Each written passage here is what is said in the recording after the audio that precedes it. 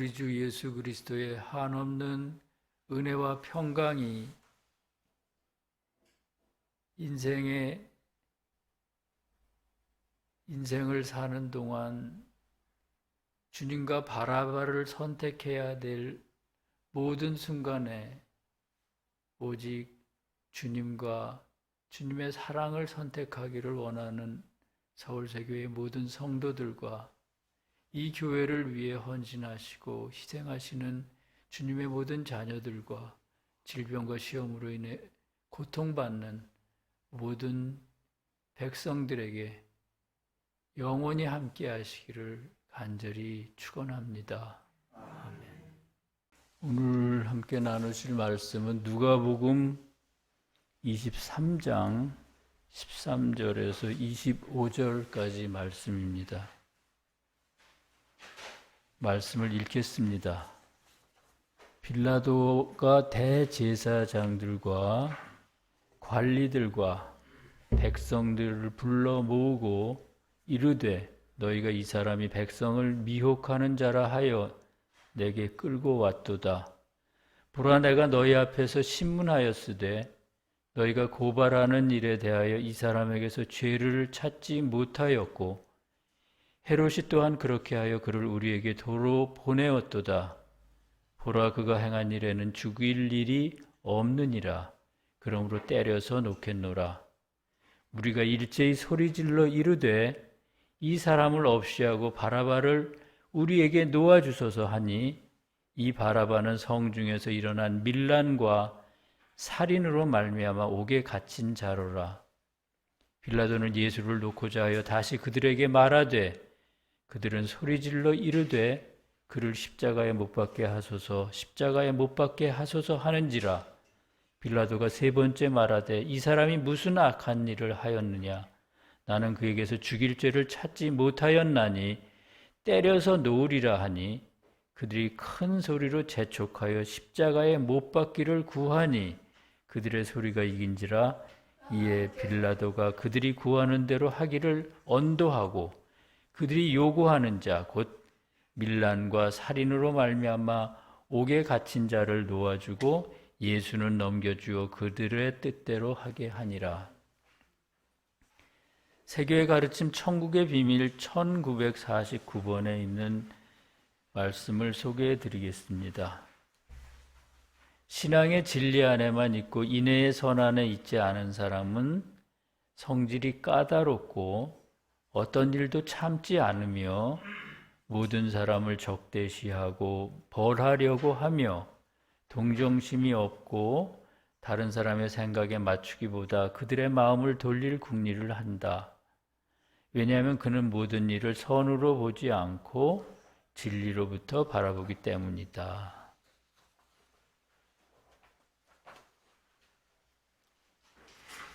유대의 대제사장과 그를 추종하는 무리들이 주님을 빌라도에게 데려가 고발합니다.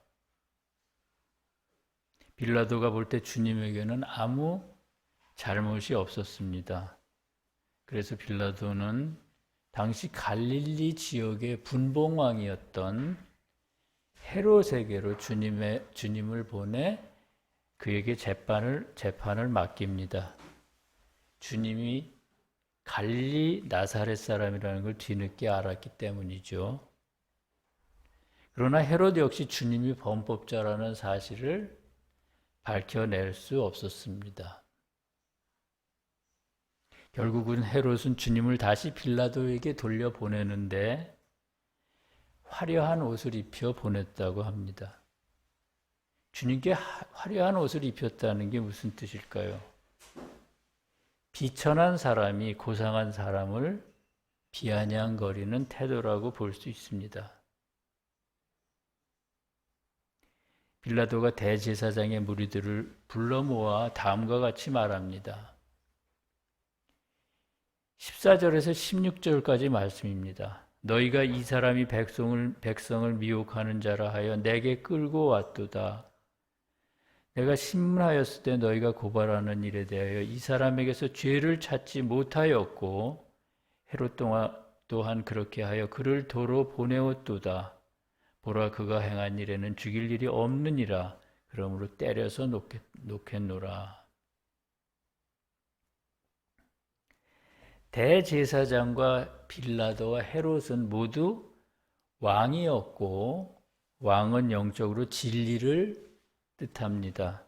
따라서 대제사장과 총독 빌라도와 헤롯 왕은 당시 유대인들을 다스리는 유대 사회를 다스리는 등차가 다른 세 가지 진리를 나타낸다고 볼 수 있습니다. 이를테면 대제사장은 교회에 속한 진리를 나타내고요. 빌라도는 세상의 법을, 그리고 헤롯 왕은 다른 종교의 진리나 도덕을 나타낸다고 볼 수가 있는 거죠. 어떤 사회의 진리가 이렇게 여러 등차로 존재한다는 사실과 관련해서 계시록 해설 351회 2항에는 이런 말이 있습니다. 천국의 빛은 주님으로부터 말씀을 통해 흘러나온다. 즉 말씀으로부터 중심이 되는 빛이 나와 주변 사방으로 퍼져나가며 그렇게 해서 교회 밖의 이방인들에게까지 흘러들어간다 라고 말합니다. 그러니까 신성한 진리는 주님으로부터 천국을 거쳐 지상으로 내려오는데 제일 먼저 말씀이 있는 교회로 내려오고 그 다음에 교회를 둘러싸고 있는 다른 종교의 교리 안으로 들어가며 마지막에는 세상의 법과 종교를 갖지 않은 사람들에게까지 흘러들어간다는 것입니다. 모든 사람들이 나름대로 합리적인 사고를 할 수가 있습니다. 그렇게 합리적인 사고를 할 수 있는 이유는 그들이 개인마다 그런 방식으로 주님으로부터 천국의 빛을 받기 때문입니다. 그렇다면 말씀을 가지고 있는 교회가 타락한다면 어떻게 될까요? 예를 들면 교회가 불순한 뜻을 가지고 말씀을 마음대로 조작한다면 말입니다. 그때는 교회의 말씀 가운데로 진리의 빛이 흘러 들어오지를 않습니다. 그뿐 아니라 그동안 교회와 사회 구석구석을 연결하던 진리의 통로 또한 막힙니다. 오늘 말씀에서 주님이 교회로부터 배척당하고 그 후에도 이리저리 끌려다니며 핍박받는 것은 그 때문입니다. 유대인들의 의식을 지배하던 진리의 체계가 완전히 무너져 버렸기 때문이죠. 다시 말하면 가장 높은 진리인 교회의 진리는 가장 낮고 비천한 진리로 전락하고 가장 낮은 진리였던 세상의 법은 가장 높은 진리가 되어 진리의 질서가 완전히 뒤바뀌었기 때문입니다. 그러다 보니 진리로 오신 주님을 지켜야 할 교회는 오히려 주님을 죽이려고 하고 세상의 법과 도덕을 표상하는 빌라도와 헤롯은 주님을 두둔하고 옹호합니다. 빌라도가 무리들에게 그가 행한 일에는 죽일 일이 없느니라 이렇게 말했습니다. 때려서 놓아 주겠노라 이렇게 말했습니다. 주님을 때리는 건 유대인의 생각대로 진리를 어느 정도 곡해하는 것을 의미합니다. 따라서 때려서 놓아주겠다는 건 진리를 아주 없애버리지는 않고요. 그들의 입맛에 맞게 고치겠다는 뜻입니다. 우리가 사는 사회도 그런 일이 가끔 많지 않습니까? 객관적으로 볼 때 이건 진리인데 우매한 사람들이 그건 진리가 아니다. 그건 이 사회에서 아예 씨를 말려야 된다고 주장하는 그런 사람들이 있습니다. 그때 가장 객관적이어야 할 법이 중심을 잡지 못하고 흔들리게 되죠. 그래서 진리를 아주 없애지는 않고 사람들의 입맛에 맞게 적당하게 고쳐라. 그렇게 명령을 합니다.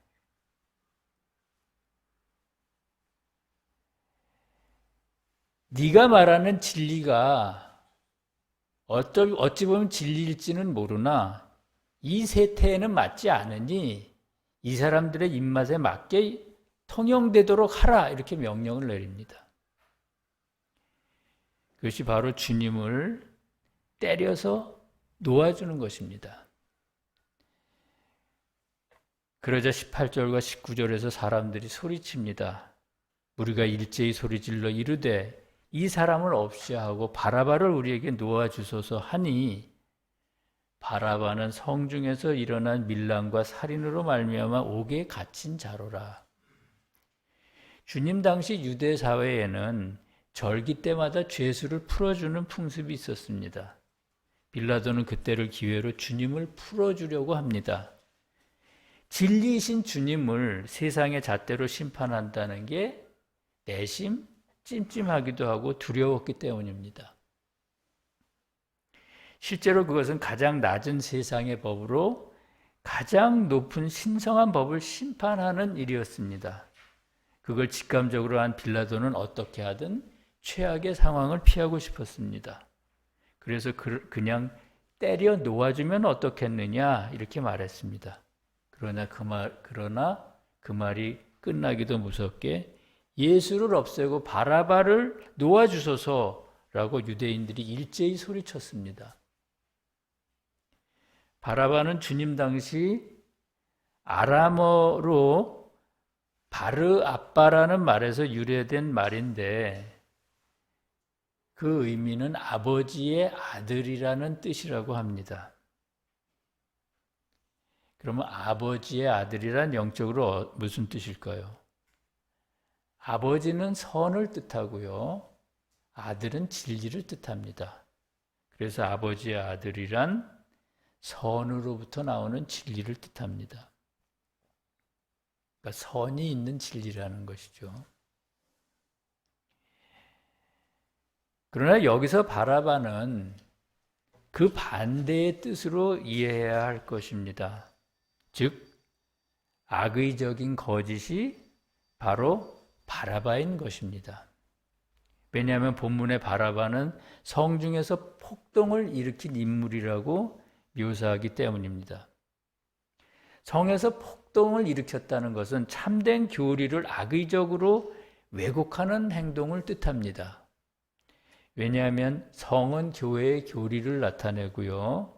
폭동이나 반란은 교리를 왜곡하는 짓, 즉 교리로부터 사랑과 인애를 빼고 믿음만 남겨놓는 그런 행동을 말하기 때문이죠. 그것이 바로 진리에 대한 폭동이며 반란입니다. 바라바는 그렇게 생겨난 거짓 진리를 표상합니다.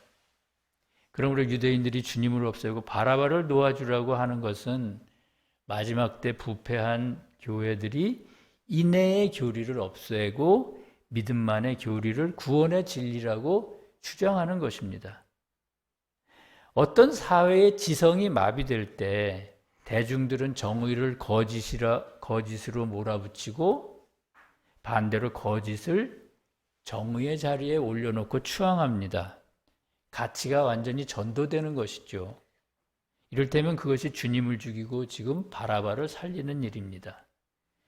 유대인들은 주님을 십자가에 못 박으라고 하고 빌라도는 계속 그들을 설득했습니다. 그것을 21절과 22절은 다음과 같이 말합니다. 그들이 소리 질러 이르되 그를 십자가에 못 박게 하소서 십자가에 못 박게 하소서 하는지라 빌라도가 세 번째 말하되 이 사람이 무슨 악한 일을 하였느냐 나는 그에게서 죽일 죄를 찾지 못하였나니 때려서 놓으리라 하더라. 세상의 법으로 교회의 진리를 심판하고 단죄하는 일은 역사적으로 흔치는 않지만 가끔 있었던 일입니다. 예를 들면 4세기 초에 로마의 콘스탄티누스 1세는 니케아 공의회를 열어 주님의 신성을 부인하던 아리우스파를 교회에서 축출하고 삼위일체 신앙을 확립했습니다. 그것은 빌라도가 주님을 십자가에 매단 이후 로마 황제가 교회의 일에 관여했던 가장 큰 사건이었습니다. 그렇더라도 그것은 교회의 비진리를 단죄한 사건이었고, 그래서 비교적 지성적인 일이었습니다. 그에 비해 11세기 초에 시작된 십자군 전쟁은 로마의 황제와 가톨릭 교회가 야합한 반지성적인 일이었습니다. 그뿐 아니라 오늘날 공산주의자들이 교회와 교회의 진리를 말살하는 것도 지극히 반지성적인 일입니다. 빌라도는 예수로 상징되는 참된 진리를 말살하는 게 옳지 않다고 생각했습니다. 그래서 끝까지 나는 그에게서 죽일 죄를 찾지 못하였으니 때려서 풀어주리라, 이렇게 말했습니다. 그렇게 계속 유대인들을 설득한 것이죠. 본문의 빌라도가 군중들에게 3번 말했다는 것은 그런 의미입니다. 3이란 수는 처음부터 끝까지 완전한 것을 말합니다. 그럼에도 불구하고 유대인들은 계속해서 빌라도를 압박했습니다. 그들이 큰 소리로 재촉하여 십자가에 못 박기를 구했다, 이렇게 오늘 본문 23절에서는 말합니다. 유대인들은 주님을 십자가에 매달음으로써 참된 진리를 완전하게 파괴하고 아주 죽이어 없애기를 원했습니다. 그들의 완강한 태도에 결국 빌라도가 손을 들었습니다. 그들의 요구대로 바라바를 풀어주고 주님을 그들의 손에 넘겨 뜻대로 하라고 한 것입니다. 유대인들은 그렇게 해서 악한 뜻을 이루게 됐습니다. 사랑하는 성도 여러분, 교회의 마지막 때는 모든 교회들이 사랑과 인애의 신앙을 버리고 오로지 믿음만의 신앙을 고집합니다. 그것을 말씀에서는 유대교회가 주님을 죽이고 바라바를 살리는 것으로 표현하고 있습니다. 사랑이 없는 믿음 안에 있을 때 우리는 어떻게 변할까요? 그것에 대해 천국의 비밀 1949번은 이렇게 말합니다. 신앙의 진리 안에만 있고 인애의 선 안에 있지 않은 사람은 성질이 까다롭고 어떤 일도 참지 않으며 모든 사람을 적대시하고 별하려고 하며 동정심이 없고 다른 사람의 생각에 맞추기보다는 그들의 마음을 자기 편으로 굽힐 생각을 한다.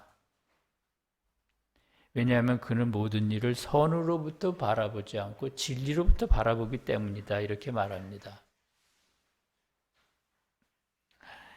이 구절을 읽으며 나 자신의 모습이 아닌가 이렇게 생각하는 이들이 많을 겁니다.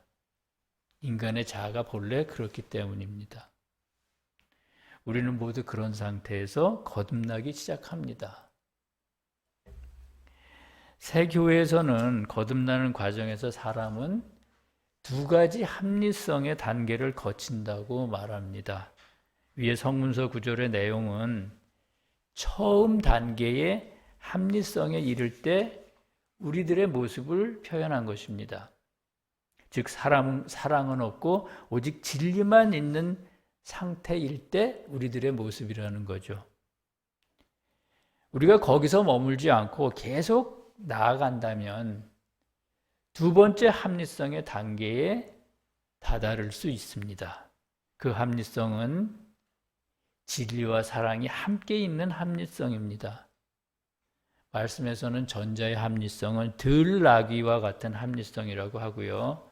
또 이스마엘의 합리성이라고 이렇게 표현합니다.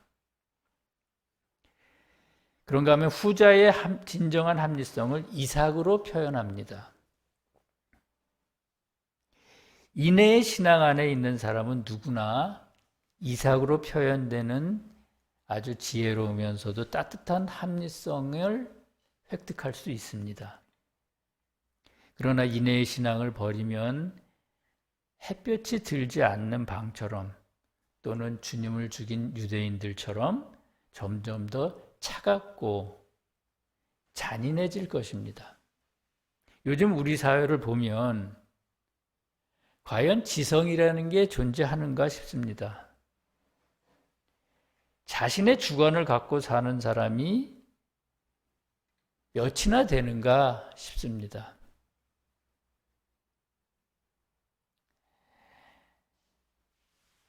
많은 사람들이 사이비 학자와 법률가와 언론인들이 지어낸 거짓말을 마치 진리인 것처럼 믿고요. 그것을 앵무새처럼 여기저기 옮기고 다닙니다. 그것이 과연 합리적인 행동일까요? 우리 사회가 그렇게 된 원인은 교회가 타락했기 때문이고요.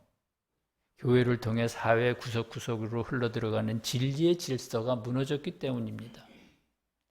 또한 진리의 통로가 막혔기 때문입니다. 이제부터 그 질서를 회복해야 합니다. 어떻게 회복할 수 있을까요? 그 대안은 계시록의 거룩한 성 새 예루살렘으로 예언된 마지막 교회와 그 교회의 교리밖에 없습니다. 주님은 바로 그 진리로 세상에 다시 오셨습니다. 새로운 진리로 다시 오신 주님께서 얼음장 같은 이 사회를 구원해 주실 것입니다. 주님의 놀라운 역사가 새 교회로부터 불길같이 일어나기를 간절히 소망합니다. 이방인의 우상 가운데 능히 비를 내리게 할 자가 있나이까? 하늘이 능히 소나기를 내릴 수 있으리이까? 우리 하나님 여호와여, 그리하는 자는 주가 아니시니이까? 그러므로 우리가 주를 앙망하옵는 것은 주께서 이 모든 것을 만드셨음이니이다. 아멘. 함께 기도하시겠습니다. 주님, 오늘 말씀을 배우면서 저희 자신을 돌아봤습니다. 주님이 주신 합리적 진리를 가장 높은 자리에 두는지 아니면 세상의 지식을 더 높이 두는 건 아닌지 돌아봤습니다. 주님, 저희들이 세상의 마음을 두는 동안에는 저희 안에 있는 진리가 숨을 제대로 쉬지를 못합니다. 주님께서 지켜주시옵고 바라바와 주님 중 하나를 선택해야 할 모든 순간에 오직 주님만을 선택하는 저희가 되도록 보살펴 주시옵소서. 저희들 마음에 냉기를 몰아내 주시옵고 이제는 봄바람과 같은 사랑의 기운을 저희들에게 보내주시옵소서. 그래서 서로 사랑하고 인내하며 서로 돕는 사람들이 되도록 도와주시옵소서. 주님, 재난과 전쟁 중에 있는 나라와 고통받는 이웃들을 보살펴 주시옵고 그들을 구원하여 주시옵소서. 어려운 가운데 주님과 그들이 더욱 가까워지기를 원합니다. 나라와 권세와 영광이 우리 주님께 영원히 있사옵나이다. 아멘.